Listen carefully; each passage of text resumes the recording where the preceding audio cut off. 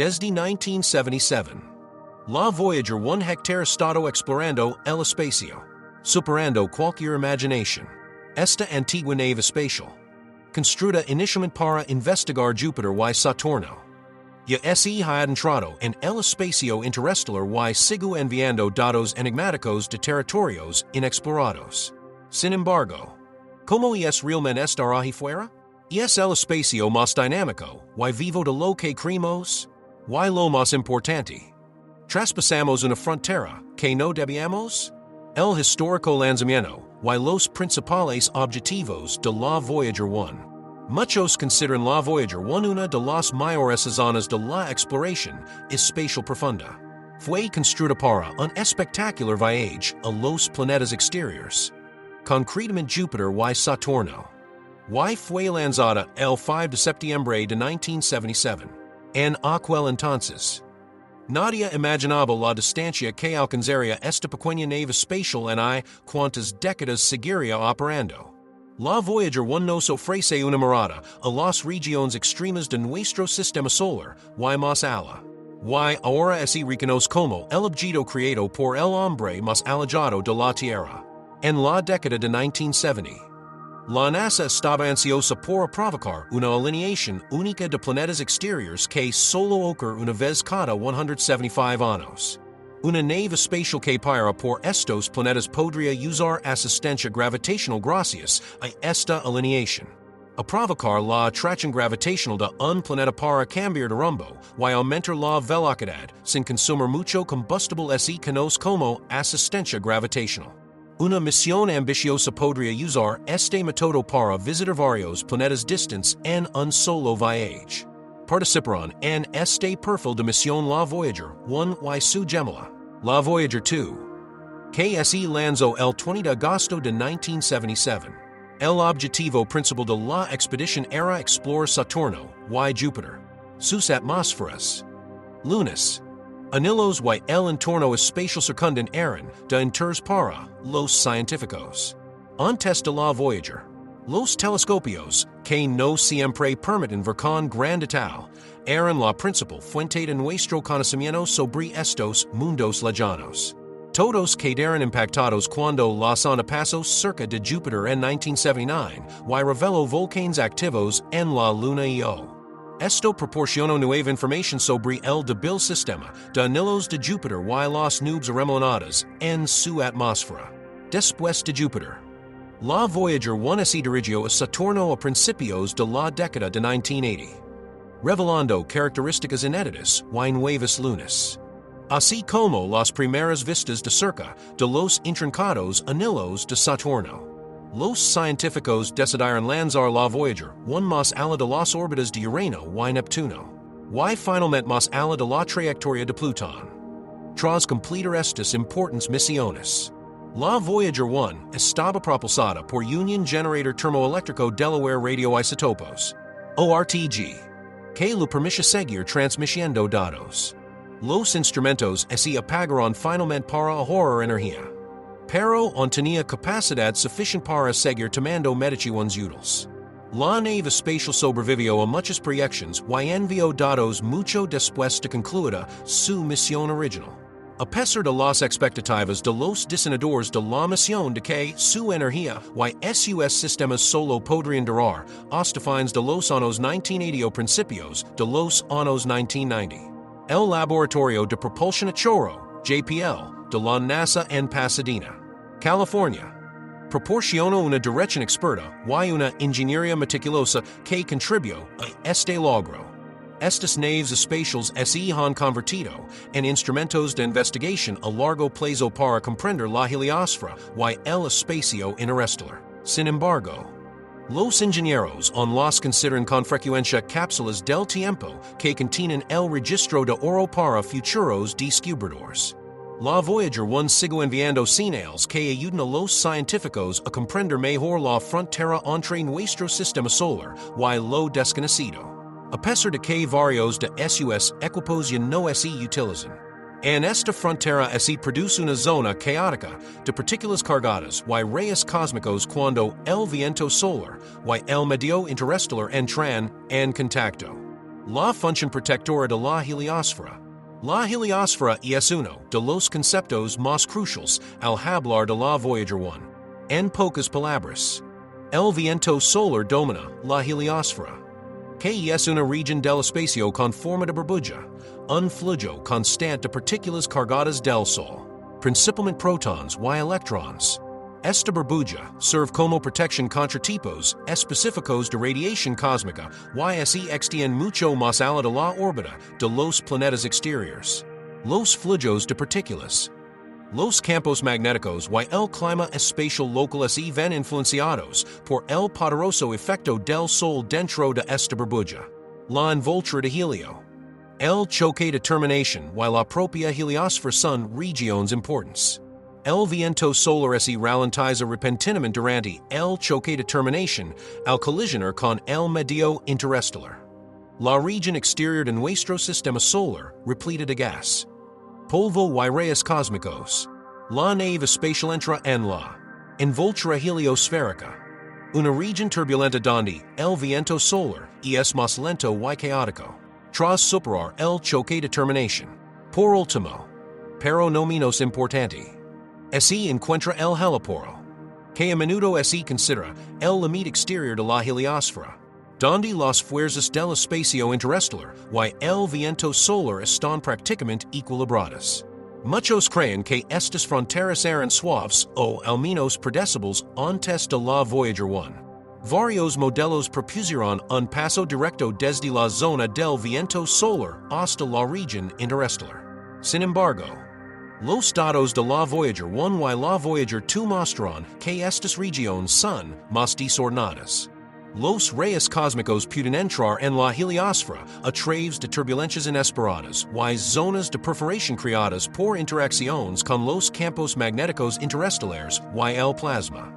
El área cercana al heliporo puede ocasionalmente verse perturbada por eventos solares como las eyections de masa coronal que irradian hacia el exterior. Proteger la Tierra de los rayos cósmicos galácticos. Partículas cargadas que viajan a través de las galaxias a una velocidad casi igual a la de la luz. Y es otra función de la heliosfera. Tanto la electrónica de las naves espaciales como los astronautas podrían estar en riesgo debido a estos rayos cósmicos. Los científicos pueden predecir con mayor precisión cuando los rayos cósmicos serán más o menos intensos examinando la evolución de la heliosfera a lo largo del tiempo. Por ejemplo, el viento solar más intenso puede ayudar a proteger el sistema solar de algunos rayos cósmicos durante periodos de alta actividad solar. Una mayor penetración de los rayos cósmicos de alta energía podría ocurrir durante periodos de baja actividad solar. La Voyager 1 ha recorrido estas zonas durante décadas, recopilando datos previamente inaccesibles para la humanidad. Sus datos ayudarán a confirmar que el choque de terminación podría fluctuar en función de la actividad solar y otras circunstancias. En lugar de estar situado a una distancia determinada del Sol. Además, demostró que la envoltura heliosférica era más compleja de lo que se creía, y que contenía una mezcla de campos magnéticos, plasma caliente y flujos giratorios provenientes de diversas direcciones. Una auténtica nave espacial se encontraba repentinamente explorando esta zona, algo que anteriormente solo se había anticipado teóricamente. Y enviando señales. Conocer la heliosfera implica conocer no solo el entorno de nuestro propio sistema solar, sino también el de otras estrellas de la Vía Láctea. Y es probable que muchas estrellas tengan una heliosfera impulsada por vientos estelares. Los científicos pueden realizar conjeturas fundamentadas sobre el comportamiento de las zonas limítrofes que rodean a otras estrellas examinando detenidamente la nuestra. Dado que la cantidad de radiación cósmica que recibe un planeta puede afectar la posibilidad de vida en su superficie. Esto también tiene amplias implicaciones para la investigación sobre exoplanetas. Así, la investigación de la Voyager 1 sobre los confines de la heliosfera contribuye a investigaciones más generales sobre la habitabilidad y la vida extraterrestre. La Voyager 1 acaparó titulars el 25 de agosto de 2012. Cuando entro formalmente en el espacio interestelar al paíser lo que los científicos denominan la ayuda. Tras un análisis exhaustivo de los datos de recuento de partículas. Las mediciones del campo magnético, y las abruptas disminuciones en las concentraciones de partículas heliosféricas. Los científicos hicieron esta revelación. Era más complejo que simplemente cruzar una línea en un mapa. Más bien, incluyó un examen detallado de los cambios en las orientaciones del campo magnético y las intensidades de los rayos cósmicos alrededor de la nave espacial. Al medir la densidad electrónica local, los científicos pueden verificar un cruce interestelar. En comparación con la heliosfera, el espacio interestelar tiene una mayor densidad electrónica. Por lo tanto, un fuerte aumento en la densidad electrónica detectado por la Voyager 1 indicó que la nave espacial había entrado en un nuevo entorno. La forma en que se comportan los rayos cósmicos de más allá del sistema solar fue otra pista. Los rayos cósmicos se ralentizan o se desvían parcialmente dentro de la heliosfera. Por lo tanto, elemento en el canio de rayos cósmicos sugirió que la Voyager 1 había abandonado la burbuja protectora del Sol. Sin embargo, el camino está lejos de terminar. Incluso después de alcanzar ese hito, la barrera puede no ser un suceso de todo o nada. Según otros, alternativamente, la nave espacial podría pasar por filamentos o dedos donde el plasma heliosférico y las partículas interestelares se mezclan. Lo que permite un cruce lento de ida y vuelta. Diferentes líneas de evidencia. Variaciones en las oscilaciones de las ondas de plasma. Cambios en la dirección del campo magnético y variaciones en las partículas cargadas son parte de la controversia en torno al momento exacto en que la Voyager 1 abandonó la heliosfera. Sin embargo, finalmente existe consenso en que la nave espacial se encuentra en el espacio interestelar, lo que indica que ha abandonado la zona principal de impacto solar. La Voyager 1 no ha escapado por completo de la atracción gravitatoria del Sol. A pesar de encontrarse en el espacio interestelar, liberarse por completo de nuestra estrella requeriría, de hecho, una distancia mucho mayor. Pero cruzar la barrera es una premisa desde el punto de vista de la física espacial. Implica que los investigadores ahora pueden examinar directamente el medio interestelar local. Que es la sustancia base de gas y polvo que existe entre las estrellas y que tiene el potencial de crear nuevas estrellas y sistemas planetarios en el futuro. Un hallazgo sorprendente es que, al entrar la Voyager 1 en el espacio interestelar, la dirección del campo magnético a su alrededor no cambió tan bruscamente como se esperaba. Esto implica que la región fronteriza es más permeable de lo esperado, o que las líneas del campo magnético provenientes del Sol podrían estar alineadas de alguna manera con el campo magnético interestelar. Los datos de la Voyager 1 han demostrado que no siempre se requiere un cambio completo a un campo externo al entrar en el espacio interestelar. Más bien, el campo solar podría estirarse o curvarse alrededor del área que recorre la Voyager 1. Además, la Voyager 1 captó las llamadas ondas de tsunami, ondas de choque que la sonda puede detectar a medida que las inyecciones de masa coronal del Sol se desplazan hacia afuera y impactan el plasma interestelar. Estos fenómenos demuestran cómo nuestra estrella influye en las condiciones locales incluso fuera de la heliosfera. Según algunos científicos, el helipper es un límite permeable que permite que los campos, el plasma y la energía sigan interactuando. Nuestra comprensión de esta región exterior se vuelve más compleja a medida que se dispone de más evidencia. Resulta que la nave espacial no está totalmente aislada del impacto del Sol solo porque está en el espacio interestelar. Más bien, es un área donde interactúan el entorno solar extendido y el entorno galáctico local. Problemas de la red de comunicación y espacio profundo de la NASA. Debemos examinar la red de espacio profundo (DSN) de la NASA para comprender cómo nos comunicamos con la Voyager 1. La DSN es una red global de antenas masivas dispersas en 3 sitios clave. Tidbila cerca de Canra. Australia. Robo de Chavela cerca de Madrid. España. Y Goldstone en California. UU. Debido a que al menos una estación pueda observar una nave espacial específica en cualquier lugar en el cielo. Este espaciamiento permite una cobertura continua de las naves espaciales independientemente de la dirección en que gira la Tierra. Hay varias antenas parabólicas de diferentes tamaños en cada complejo de antenas. Las más grandes tienen un diámetro de hasta 70 metros. Lo que facilita la captura de las débiles señales de sondas distantes como la Voyager 1. Para cuando las señales de la Voyager 1 llegan a la Tierra, son bastante débiles. La intensidad de la señal puede ser mucho menor que un susurro. La DSN utiliza electrónica sensible para identificar y decodificar estas señales, convirtiéndolas en unos y ceros que pueden transformarse en imágenes y datos científicos. El prolongado retraso en la comunicación es uno de los principales obstáculos.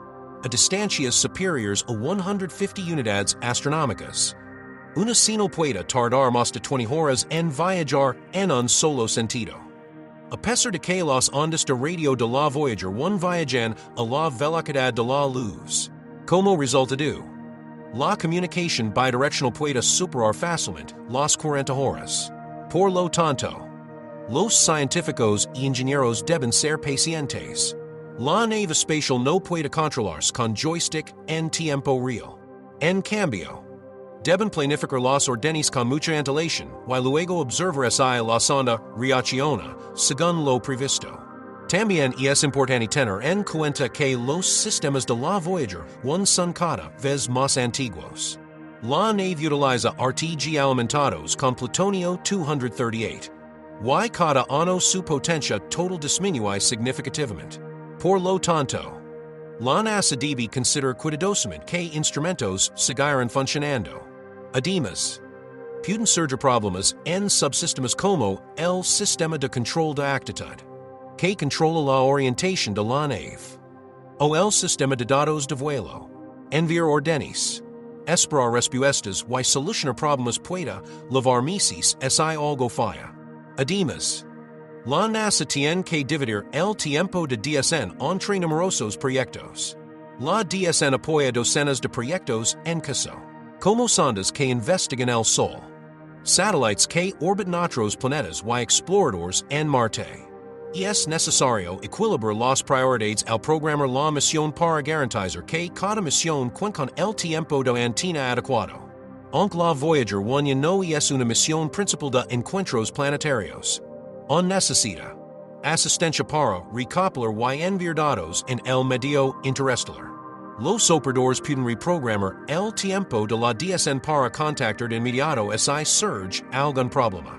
En definitiva, la DSN es esencial para prácticamente todas las misiones al espacio profundo que realiza la agencia, no solo para la Voyager 1.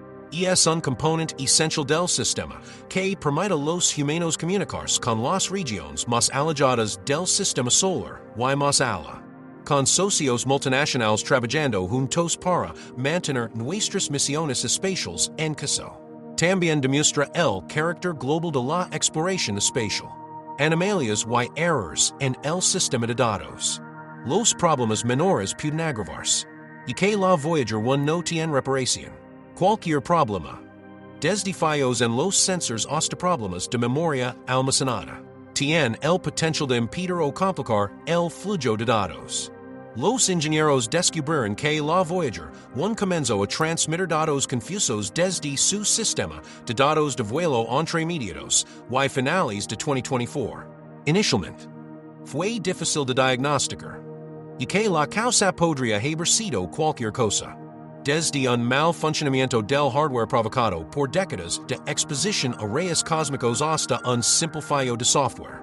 Tras meses de ensayo y error, un análisis minucioso de datos fragmentarios y directivas transmitidas a través de la DSN.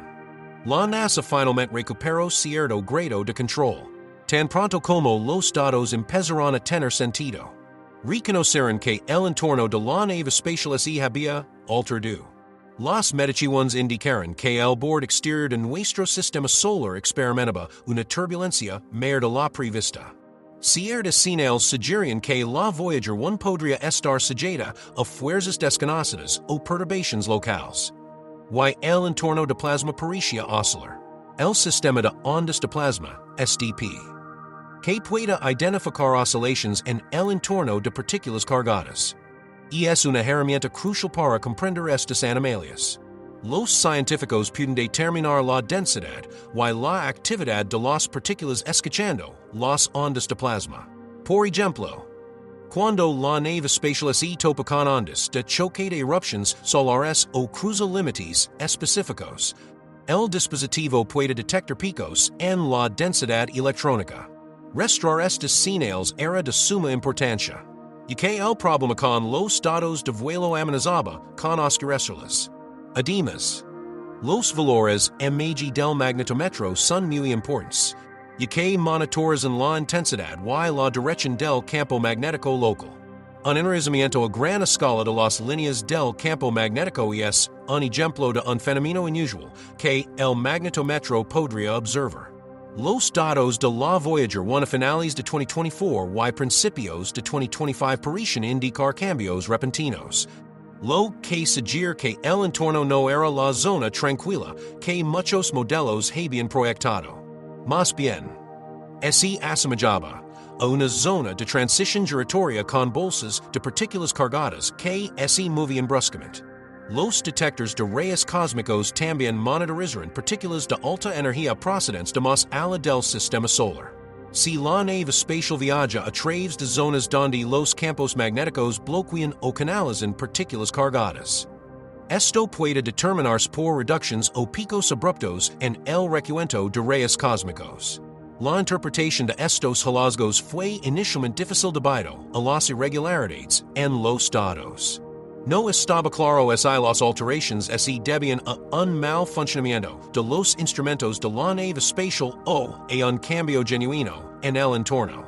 Tras la restauración parcial del sistema de datos de vuelo, los ingenieros pudieron verificar que la región era dinámica comparando señales de otros sistemas. La enigmática señal a bajas frecuencias. Un zumbido constante de baja frecuencia de aproximadamente 3 kHz es uno de los descubrimientos más peculiares relacionados con la Voyager 1 en los últimos años. Este zumbido se encuentra por debajo de las frecuencias habituales de las ondas de plasma.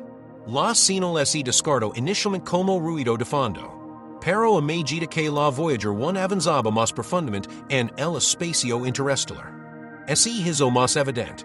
Existen varias teorías entre los científicos sobre el origen de un tono de 3 kHz. Una explicación es que el plasma circundante de la nave espacial tiene una resonancia natural. Una teoría alternativa plantea que la señal es generada por partículas cargadas que orbitan alrededor del Sol a lo largo de las líneas del campo magnético. Pero la regularidad de este zumbido es lo que lo hace tan inusualmente fascinante. Las variaciones de densidad o los picos de actividad solar pueden causar cambios en la frecuencia del plasma. Sin embargo, a pesar de las variables circunstancias solares, este zumbido se ha mantenido notablemente constante. Si bien la comunidad científica convencional tiende a favorecer las explicaciones naturales siempre que sea posible, otros han considerado sobre orígenes no naturales, sin información adicional.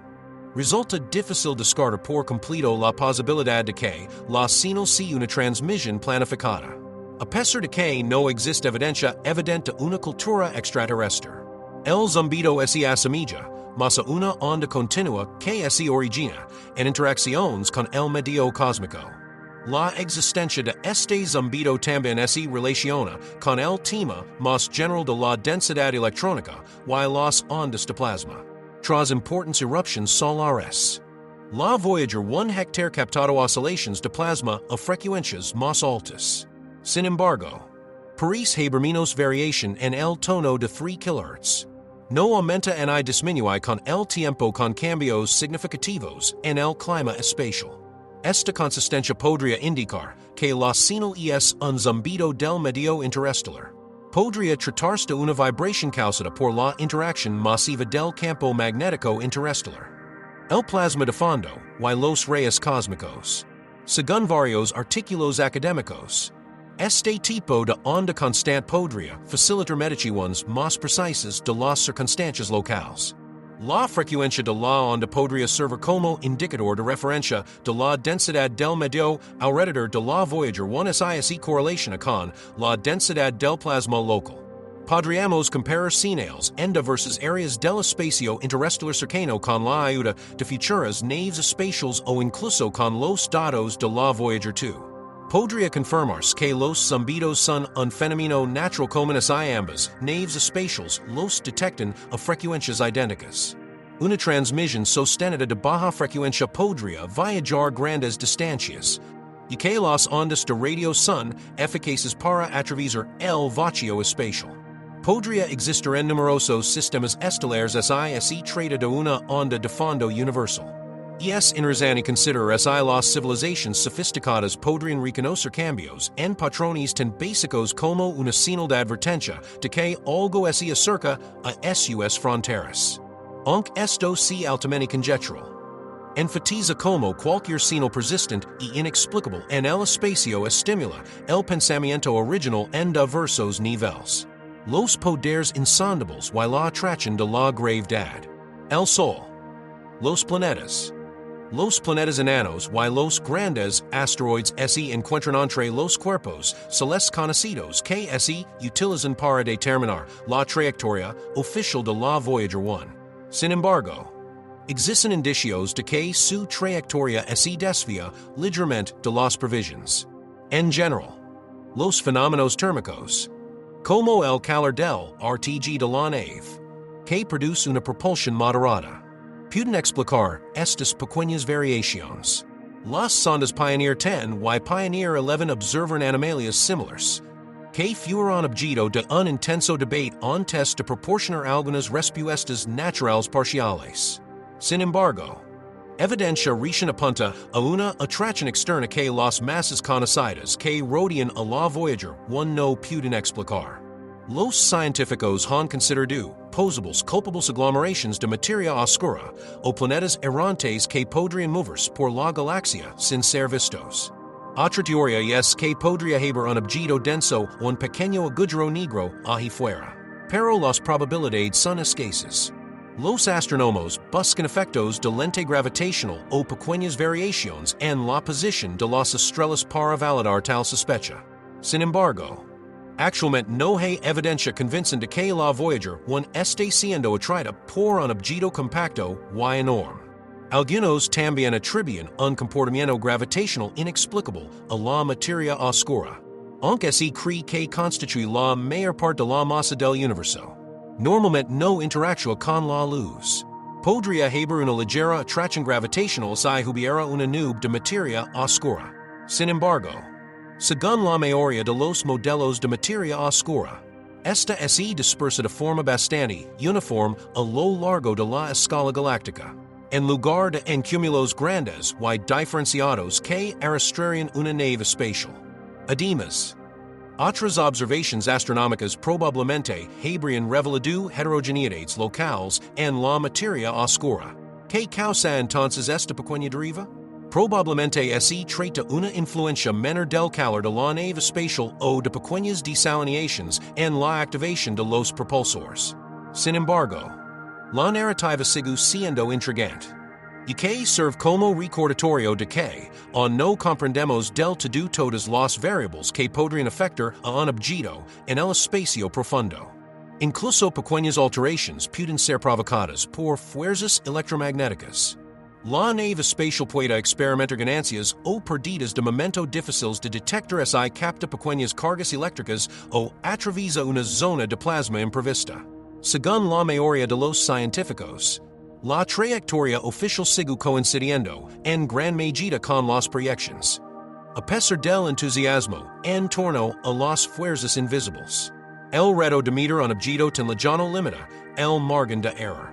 Las señales son bastante débiles. Y cada conjunto de datos, db analizars cuidadosamente. Pequeñas imprecisiones podrían acumularse con el tiempo cuando la DSN rastrea la velocidad de la nave mediante técnicas de desplazamiento Doppler. Por lo tanto, aunque las anomalias gravitacionales generan titulares interesantes, la explicación más sencilla suele ser que la nave espacial o pequeños errores de medición son los culpables. Los rumores de secretismo han acompañado con frecuencia los viajes espaciales debido tanto a la curiosidad pública como a la ocultación gubernamental. Algunos creen que la información puede mantenerse en secreto por motivos de seguridad cuando surgen datos interesantes. La mayoría de los datos científicos de la NASA están, de hecho, a disposición del público. Fotos sin procesar y lecturas de instrumentos de misiones como la Voyager. La Cassini y los exploradores de Marte se pueden descargar algunos archivos. Sin embargo, es cierto que no todos los datos se ponen a disposición del público de inmediato. Aunque existen precedentes reales de un mayor secretismo en la investigación espacial. La NASA podría retener algunas conclusiones hasta que se confirmen o hasta que los científicos hayan tenido tiempo de redactar artículos oficiales. Algunos de los primeros vuelos, por ejemplo, tuvieron fines tanto militares como científicos durante la Guerra Fría. Como resultado, la publicación de datos fue ocasionalmente incompleta. La coordinación con agencias gubernamentales no es posible en la era actual si un descubrimiento incluye nueva tecnología o puede tener ramificaciones para la seguridad nacional. Es improbable que exista un alto grado de secretismo en el caso de la Voyager 1. Que se encuentra lejos de la Tierra y no lo suficientemente cerca de ningún planeta como para revelar nuevos detalles estratégicos. Es más probable que la NASA dude en publicar datos confusos o insuficientes cuando se produce un fallo en un instrumento. Sin embargo, la incertidumbre podría despertar el interés del público. La lenta publicación de pronunciamientos oficiales o la aparición de material censurado puede dar lugar a especulaciones sobre señales secretas o contacto extraterrestre. Algunos creen que la NASA había ocultado evidencia de un cuerpo masivo oculto tras la ayuda o de una señal fabricada con la Voyager 1. Sin embargo, los científicos ofrecen constantemente explicaciones más creíbles y cotidianas. La comunidad científica aporta información a medida que se analizan nuevos datos en publicaciones revisadas por pares. La idea de que el espacio podría no estar vacío interactúa frecuentemente con la curiosidad del público, con posibles observadores cósmicos o boards que contraatacan. Dado que fomenta un mayor interés por la astronomía y la astrofísica. La curiosidad es beneficiosa, aunque algunas conjeturas pueden ser exageradas. Resultan como la gente se cuestiona intrínsecamente si estamos solos en el universo o si existe otro ser en nuestra vecindad inmediata. El panorama cósmico más amplio y sus aspectos inesperados. La Vía Láctea está llena de gas, polvo, radiación y innumerables estrellas. Todo lo que debe comprenderse para apreciar plenamente los descubrimientos de la Voyager 1. El espacio interestelar es mucho más que nada. Además de la evidencia de elementos más pesados. Presenta una densidad extremadamente baja de hidrógeno y helio. La distribución de los campos magnéticos y el plasma puede producir estructuras a gran escala que apenas estamos cartografiando. Y las temperaturas pueden fluctuar considerablemente. La galaxia podría verse sacudida por ondas de choque de supernovas. Que comprimen bolsas de gas en nubes más densas que eventualmente podrían convertirse en viveros estelares. Aquí es donde también encaja la idea de los rayos cósmicos. Se trata de partículas de alta energía provenientes de discos de acreción de agujeros negros. Pulsars, estrellas en explosión y otros entornos energéticos que se mueven a velocidades cercanas a la de la luz. Una menor cantidad de estos rayos entra en la heliosfera porque el Sol empuja algunos de ellos a través del viento solar. La zona límite es importante para los científicos por este motivo. La radiación cósmica que entra por nuestra puerta cósmica se filtra. Aunque los instrumentos de la Voyager 1 se crearon hace décadas, On son capax do identificar fenómenos intrigantes.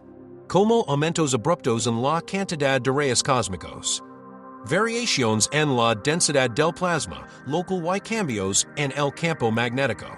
Las erupciones solares extremas tienen el potencial de producir ondas de choque que finalmente alcanzan la nave espacial tras irradiarse durante meses o años. Podemos aprender hasta donde liga el Sol y cómo el clima cósmico pueda afectar la región, limit mucho después de que el evento solar haya pasado, en la Tierra observando cómo estas ondas interactúan con el entorno interestelar. Las implicaciones de esto para los posibles objetos nebulosos futuros también están atrayendo cada vez más atención. Ubicada hasta 100.000 unidades astronómicas del Sol. La nube es una capa ficticia formada por cometas congelados que rodea nuestro sistema solar. Si logra escapar, la Voyager 1 no podrá hacerlo pronto, ya que aún así encuentra muy dentro de esa área. Y es posible que podamos predecir cómo los cometas del sistema solar exterior son impulsados a nuevas órbitas. Lo que ocasionalmente provoca que se desplacen hacia el sistema solar interior, mediante el estudio del entorno circundante. Además, los astrónomos pueden mejorar sus modelos de formación estelar investigando el medio interestelar. Las nubes de gas interestelar experimentan diversas reacciones químicas. La formación, desintegración y reconstrucción de moléculas crea las condiciones para la eventual ignición de nuevas estrellas. Los científicos pueden comprender los procesos que pueden estar ocurriendo en toda la galaxia probando una pequeña muestra del medio en la frontera de nuestro sistema solar. Gracias por ver otro episodio del Esta y suscribir para ver contenido similar.